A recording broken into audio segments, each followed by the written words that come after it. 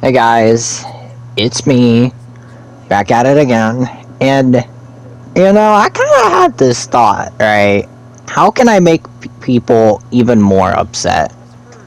And my last video from like an hour or like 3 hours ago, 4 hours ago, it's gotten already people upset, right? Saying like, oh, your engagement doesn't mean crap or whatever, which yeah, no, it doesn't. I was just saying it to rile you guys up, and it worked. But yeah, I wanted to make this video to fuel the flames a little bit. I want to talk about Persona 3 Reload story and how it could have been the greatest story of all time, but it just wasn't. And I'm here to fix that. Now, I know this video will get negative feedback, and that's what I'm here for. So, this will change a lot of the game story, me personally. So, anyways, let's get started. Now, the game will go like normal. You choose your character. The beginning section is kind of the same, I guess. And then, you play through the game like normal. You start hearing about rumors of a female girl, or I guess like a red-haired girl, right? That walks around the city all confused like. Right? You don't question it at first. It's not really that important, but just keep it in mind. People talk about it and whatnot. And I think instead of having like go to Tartarus and do this, and fight the just fight the what is it called? I don't know. I'll call it the Great Shadow. I don't really care what it's called. I don't really care about it that much. But yeah, you fight them. Instead of like doing nothing like lore wise up to that, let's have it to where you start to hear more stuff about this girl constantly, right? You start to hear some details about her as you walk to school, and like class murmurs or like rumors start talking about it. You don't know who this girl is. No one does. And you'll just go all along like normal. And we can like fast forward a little bit, because there's not much I would want to change in the early stages of the game until after you get Fuka, where you go and use your theurgy, right, for the first time. I think around that part is where you should be able to meet this girl, right? Now, there will be like a mysterious visitor in Tartarus, and that's been messing things up, and it's a real problem. You have to go fix it. And this is a main story thing, so this gets talked about. And I think that obviously we already know who it is. Kotonoe, Shinomi, we already know it's her. And yeah, the party gets split up. It'll go like natural, but this time the party will get split up depending on who you choose. So I think for this section, you should be able to choose out of the available party members that you have to come with you. And I think for this, whatever. You can, whoever you bring will have different reactions to Kotonoe. And you bring them with you, get split up, you reunite with the person you chose to stick with. And then you meet Kotonoe. She comes out of the shadows. She introduces herself. Or not introduces herself. She comes out of the shadows, and then you guys start fighting. Into the fight, or before the fight, the other Cease members will come in and help you out. Right? Because, Fuka's, like, tracked your location and whatnot. So, you would fight her, and I think what would be a really, like, good attention to detail is make Kotonoe use Orpheus the first round, and have like someone like Mitsuru or Akihiko say something about it like being like the leader's persona or something. Get some unique dialogue in there. And since like technically this would be I guess I don't know what this would really be, but yeah, she would have all her personas, because like she's been through all this before, so she's experienced in all of it. Whatever personas you use, she will try to counter you. And I think that would be an amazing idea. And you have to hit her weaknesses in one turn. And don't make it too fair, but make it lenient. So make her use Orpheus the first turn, and then make her use Thanatos maybe like the 7th round. I don't know. Just a thought, you know. That way, you can get some good dialogue going. And, you know, the fight is like ended. You know, it's a script fight, but you know, if you die like early on, though, you lose. You have to start over. But yeah, the fight's scripted. No one wins. You fight her, and you know, she asks, you know, what's going on, blah blah blah, something. I don't know. You know, do whatever you want from that interpretation, I guess. She comes to the C's headquarters, which I mean the dorms, and I think what should happen here is that the professor should be astonished, should be surprised that, you know, there was another person in Tartarus without Fuka knowing, or without any of the other members knowing. And, you know, they ask Kotonoi to explain herself. She does. Whatever plot line you want to give her. Because I think for this, I would want to do she travels back in time to stop this event from happening to Makoto. But, I don't know. Whatever you want for that aspect. Anyway. After that, that's where she gets her outfit, you know, her drippy outfit from, you know, the new one.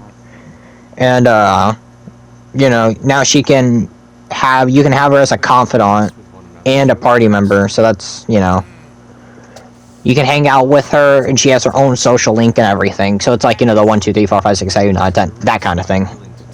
You don't romance her, though, because it's kind of weird to be romancing a female version of yourself, so that's not really an option. So I would, you know, that would make a little more sense to me in my opinion. And I think for her social link would probably be like the same as PQ. And I mean, really, it kind of depends if you really want to go off the PQ2 storyline or go into a new route entirely to where she doesn't know him. Which that's kind of what I did here for like my interpretation of the story. So take that as you will. And, yeah, I think up to, you know, everything else so far is, like, not too bad. I don't have an issue with it. Now, there's two major things I have an issue with, though, in the later parts of the story, which is Shinji's death and Chidori's death. Now, I didn't care for Shinji, because I didn't get to have enough time to know him that well. So, yeah. We're gonna change that. If you can make Shinji die still, if you really want to, me personally, I probably wouldn't do that, but hey, it's whatever you want. But basically, I think for this time around, what you should do is keep Shinji alive for a little longer. Keep him alive for like 2 months, maybe 3 months, so you can have more time to know about him. And because I think what really made me not attached to Shinji was because I only had like not even like a whole month to know about him, so he had to hurry up and do his social links before he died. So I think you should stretch it out to at least 2 or 3 months. You don't even really have to do 3 months. I'm just kind of pushing it there, but you could do 2 or 3 months, you know, to get to know him better. And I think that'd be pretty cool in my opinion. And you know, change that and you'll be fine. And I think for Chidori's death, this is going to be a controversial thing. Sorry. It is. But I think there should be an option. This could be completely optional.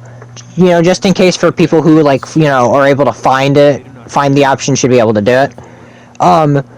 You should be able to do what you did in Persona 3 Reload, right? As of now. But in that scene, an extra cutscene should play where she gets to join your party. Now, hold on. I know this sounds controversial. Hear me out, okay? Now, after Junpei, you know, refuses to get her flowers because, you know, he doesn't think he should, and you tell him, hey, go, you know, you buy the flowers, you're like, hey, go give her these flowers, and then, you know, he's like, oh, no, and I guess, you know, I guess I will, right? Everything should go like normal.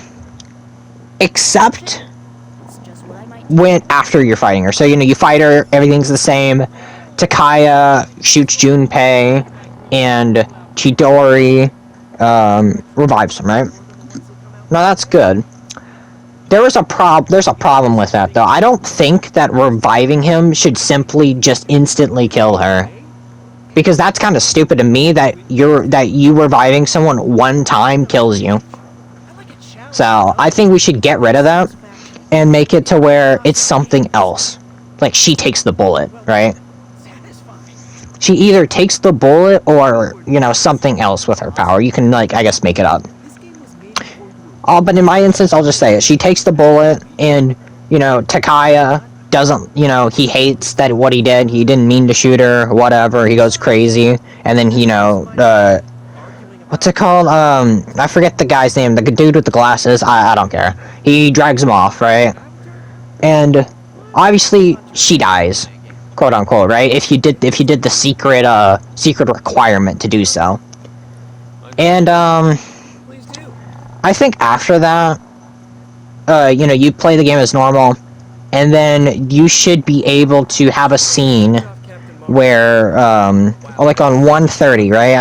I don't remember like the month. I think it was like 1:30 or like 12:30. I don't know. But on that day, though, you should be able to, you know, have the same cutscene played out as normal. But after that, she should still lose her memory and also be able to join your party. Because I think the Junpei and Chidori thing could go a lot better if it was stretched out a little bit. Because them knowing each other at like a, well, I don't know, I guess like almost at the end of the game, but not really. I don't know how to explain it. I think like halfway through the game. It's not even halfway through the game, whatever. At the last like the last third month of the game, you know, the last third month of the game, that's when, you know, that whole thing ends. And I just think that they should be able to know each other for a lot longer than that. So I think she should join your party. She should not be available as a social link, but she should be available as a social event. That way you can keep her from being a romanceable person and keep her only for Junpei. And then, you know, you can have like a confidant events with her to know more about her character. And I think, me personally, that would make that kind of thing much, much better, in my personal opinion. The Junpei and Chidori thing ended way too fast. I think that's the problem with this game, is that stuff ends way too quickly before I get invested in it. So, yeah, that should be something, that should be changed, in my opinion. Is there anything else? Yeah, alright. Ryoji. Ryoji, not a very interesting character. I'm sorry to tell you guys, Ryoji is not the most interesting person I've ever seen. You've known him for like 3 weeks, and then, you have a choice to either kill him or not kill him. So, again, let's change that. It's the same problem with Shinji. Let's go ahead and change it, right now. So, I think, right, that you should be able to know him for longer, and to get connected with him longer, because I think you killing him, or you sparing him, should be like a really hard choice, but it doesn't feel like a hard choice. I just felt like, oh, okay, just kill him or spare him, doesn't really matter. I feel like it doesn't have any impact on the player with that choice, you know, being there. So, I think you should stretch that out too. I would not say for, I wouldn't even say for like 2 months. I would say for a month. Stretch it out for like a month. Maybe 2/3 of a month. That sounds dumb. No, never mind. Forget that. What I mean. Let us get to know him longer than, you know, than when we know him, so that we can form a better connection with him. And that way you can feel bad whenever you either have to kill him or set him free. And that would be an amazing idea. I don't really have any issues with Aigis versus, you know, him, or Ryoji, so that's fine. That can stay the way it is. What else? So, obviously, you know, I'm leaving Kotonoe out, kind of like on purpose, because I'm trying to get the other basic stuff out of the way. Kotonoe's always gonna have a bigger part in the story. But, I think This is gonna be really controversial, guys. Yeah, go ahead, throw your pitchforks at me, but I think the main protagonist should live at the end of the game. I think the way his death was. I think the way that he died was kind of stupid. I don't care that he died, it's the way he died that was kind of dumb, so I think I'm going to change it. He shouldn't die at all, because the way he dies makes no sense. So, we're going to... I think I think it should be something that you should be able to find out. So once you get your social link up with Kotonoi up all the way, everyone, except for Makoto, right? They talk about how to save him, because that's the only way to kill him, to kill death itself is to seal him again inside of Makoto, so that he can become the door and sacrifice his life, basically. I think they should actually try to figure out how to do something like that, right? And, Kotonoi, has a belief that it will work. It's a risky plan, whatever this risky plan may be, it might work. So, they talk about it, and we don't get to find out what it is until very, very later into the final battle. I think that's what should happen. And when they get to the final battle, in that cutscene place where they're all like, what's that called? They're all stuck to the ground, right? I think that as soon as that happens, both Kotonoi and Makoto should be warped into the Velvet Room. And I think what should happen is, well, yeah, I think they should be given a way out to change this fate. And I think, Makoto being given that card where you can do anything with it makes no sense to me, because he never used the card in the first place. I guess, technically he used the card to seal Nyx, but I'm not counting that. So, I think the card should have more of an importance. Just like the card that Lavenza gave to Joker in Persona 5 meant something, big. It actually meant something. So I think you should do something like that. And I think Kotonoi and Makoto should be sucked into Nyx, right? But this time, they don't get sealed, or Makoto doesn't get sealed, right? They fight the shard and they completely break it. And it causes Nyx to die. Well, I guess fade away, however you want him to die. Whatever, still working out the details. But yeah, I think that, it should end on a happy ending. Me personally, you can come at my throat for this. Go ahead. I'm ready for it. But, yeah, I think that's how, I think that's how the final fight should go. Now, obviously, I think that in the middle of the fight, during it, Ryoji should have some unique dialogue when Kotonoi's in the party. Like, I don't know, saying something like, he thinks he recognizes her or something. I don't know. I think something like that would be really cool. But yeah, at the end of it all, the scene will still play, because we don't know that Makoto is not dead, that he's not gonna die. So at the end of, the game, the same scene should still play. The entire scene, nothing should change, except for when the end credits roll, right? And they're over and they're done. I think that at the end, Makoto should be able to open his eyes, and there'll be maybe a 5-minute long section. I don't know, however, long. But I think there should be, a pretty long section of Makoto just opening his eyes, and, everyone thought he was dead, but he's not, right? Yeah, everyone goes to hug him or whatever, because, he's not dead now. And I think that they should cap off on something PQ2 does. Or did at the end of the game, where they can change fate no matter what. That whole speech at the end of the game. I think they should capitalize it. But at the end of all that, at the end of that speech, they should fist bump, because it shows the trust between two, not tricksters. That's like Joker's nickname. Two wild cards.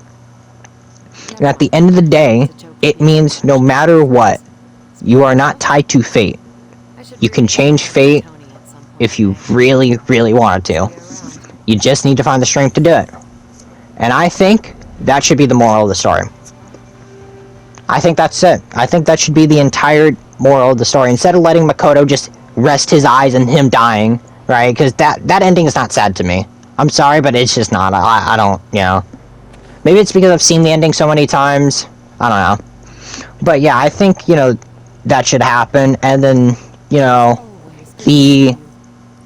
I guess, I don't know, title card will play or something. I don't know. But at the end of it all, after that plays and ends, you can play as Kotanoe. It gives you a notification saying, congratulations, you have finished the main story of Persona 3 Reload. Now you should be able to play as Kotanoe Shinomi. And you get to experience her side of the story. So you get to... It's a surprise, right? Because no one ever knew this would happen. Never. And it's supposed to be a surprise when you complete the game. That way, everyone who wants the answer and the female protagonist can all be happy. That way, this is the definitive edition of Persona 3. And that's what I want. I wanted this game to be something like a definitive edition. And for the story, I would just say, you know, for the entire route, you just only play as her, you know? So you get to walk around in the dorm as her. You get to experience her side of the story. Now, obviously, there's a few things I'm leaving out here and there, you know? Like the beach scene with Aigis. I think also, like, both Kotanoe and Makoto should, you know, go after her. You know, since she's there. And then Aigis senses something within Kotanoe, saying, like, I think I recognize you or something. I don't know. But, yeah. I kind of just wanted to make this video. It's not a very long video, kind of just rambled a little bit. But this is how I think Persona 3 Reload should have gone, as a story standpoint. You could keep the gameplay the same, but I think you should have really honed in on your cards and put in the female protagonist into the story.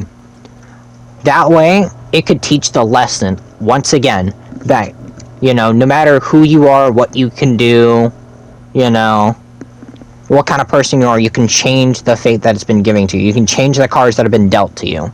No matter what. And then you can end off on that amazing outro song, which, I mean, that outro song is amazing for Persona 3. I'll give it that. But yeah. How did you guys like it? Me personally, I kind of just thought of this when I was like looking over my other video. That's kind of how I thought. Think that Persona 3 Reload story should go. You know, like a Final Fantasy VII story, or I guess Final Fantasy Remake story. Even though I don't really play the game, so, but I know the story in that game is like vastly different from the original. And yeah, I can't wait for this video to get so many freaking dislikes, whatever. And I mean, realistically, will we ever get that? No. Like I've said before, we will never get any Persona 3 medium that has the Femc in it ever again. They know they can put her in Reload, they just didn't want to because they're too lazy, and they wanted, you know, they wanted to do the least amount of effort with more money. It's disappointing, but yeah, I hope this story